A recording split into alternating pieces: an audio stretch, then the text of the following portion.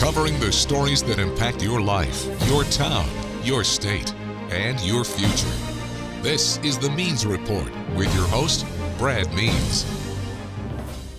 Hello, everybody, and welcome once again to the Means Report. We certainly appreciate you spending part of your day with us. A busy Means Report to bring you today. We're excited to tackle a lot of key topics, including the big issues in Augusta. We'll talk about improvements to our airport, and we'll take a look at Augusta traffic, try to answer all your questions about that. Let's start, though, with a return guest to the Means Report. He is Super District 10 Commissioner Wayne Guilfoyle. Commissioner Guilfoyle, thanks for what you do for our town, and thanks for coming back. No, thank you for having me here, and hopefully we get into some good discussions. I hope so, too. And as I told you before the interview, our time always goes by so quickly here, so we'll get right to it. Just to give you all a feel, and really to give myself a feel, for Super District 10. I glanced at a commission map. It looks like you're responsible for everything from, if you just took Tobacco Road and went all the way down to Burke County, that's all you. Is that sort of right? Well, it's sort of right, because I represent, I work hand in hand with Commissioner Sean Franham, Commissioner Catherine Smith McKnight, Commissioner Tony Lewis, and Commissioner Randy Garrett. So I represent half the county, and it goes from Washington Road all the way to Burke County. And I tell you what, I represent all of Augusta. Yeah. And I'm glad to be in this position, glad to represent. Well, we're glad that you're on the job as well. Just personally, real quick, you and your family okay in the wake of the storm? Did the Guilfoyles do all right? We did. We actually had cut down about 50, 60 trees 6 months ago, and the ones that my wife would let me cut down, I wish I would have. But we did help out the neighbors within the community, the seniors and the widowers. I had extra generators. When one got power, I took it to somebody else. So it was giving back. Well, I know that's appreciated as well. What about the overall efforts, Commissioner Guilfoyle, to help us recover from Hurricane Helene? Are you pleased with the way it's going? I tell you what, we couldn't ask for a better command staff than what we got with this new administrator. She was already, Tamika Allen. Yeah, it was like 3 days after she got the job. I know, but fortunately, she was already familiar from the ice storm. First person she called in was Steve Castle, which was familiar. Yeah. Engineering department was already on standby, and the mayor got a new eye-opening look on how it should function, how it should work. And we actually picked up, as of last week, more debris than we did in ice storm. Yeah, it's amazing. You know, a lot of people have heard this December deadline to get the debris picked up so FEMA will pay us back all the money. We can't get it all picked up by then, can we? No, because if you look at what's happening right now with the citizens, they could clean up the yards, and they only got so much road frontage, right, especially in your area. And once that is picked up, then they could reload the front yard. We're going to do 2 passes, and then we're going to do a final pass of picking up the tree balls, the stumps, and that's going to take some time. Let me ask you a couple of city-related questions that were making headlines before Helene rolled through. One was the departure of a few department heads. That's right. The week of the storm. Commissioner, do you foresee any more changes with leadership roles in city government, or do you think we're done for now?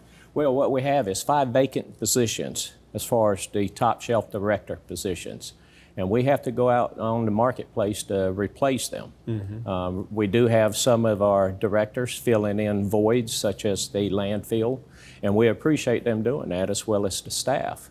But we're going to have people over them departments, and our money's made from two different departments in our government, and that's as utilities and through the trash. And we've got to be able to make money instead of putting the burden on the back of the taxpayers. Yeah, those are both huge departments, no question. We had talked, or I've talked with the mayor and commissioners as well, about this charter review that's upcoming. Where do we stand on taking a look at Augusta's very charter, the rules that govern us? Right. The charter is an outdated document that we have. Even Charles Walker said that. He was actually one of the proponents of pushing for one, the mayor to get a vote. Second, we need to redo this charter. The charter should be reviewed every 5 to 7 years, and it hasn't been reviewed since its conception 30 years ago. And so I believe it's going to be coming up in the next couple of weeks to start the process. And it's going to be selected from the commissioners, have appointment for the committee, Charter Review Committee, and to represent, for Augusta, to do what's best for Augusta. Well, when you look forward and look not only to the charter review, but new commissioners coming on board in January, what are your hopes and dreams for the commission? Can we see more peace, perhaps? Can we see more progress because everybody's working together? What do you think will happen? Some of the challenges that we face coming the 2025 is that we're going to be $8 million in arrear. That was just discovered here a couple weeks ago during our budget session.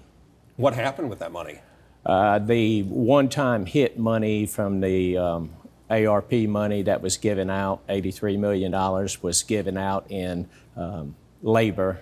And you can't do that because that's a perpetual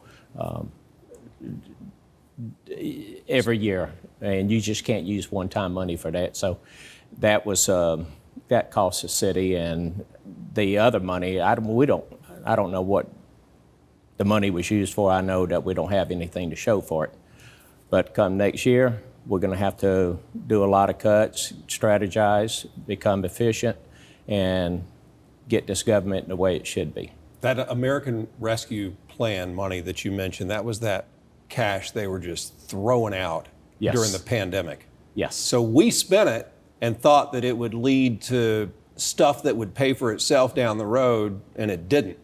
Now everything's gone, and we're 8 million short.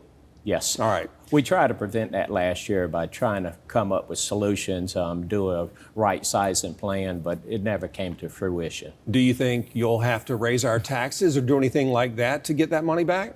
Well, actually, Brad, these past 2 years, we actually did a rollback. Augusta Richmond County Commissioners did a rollback. That's right. And before we do a tax increase, we better look into our own government to see how we could cut.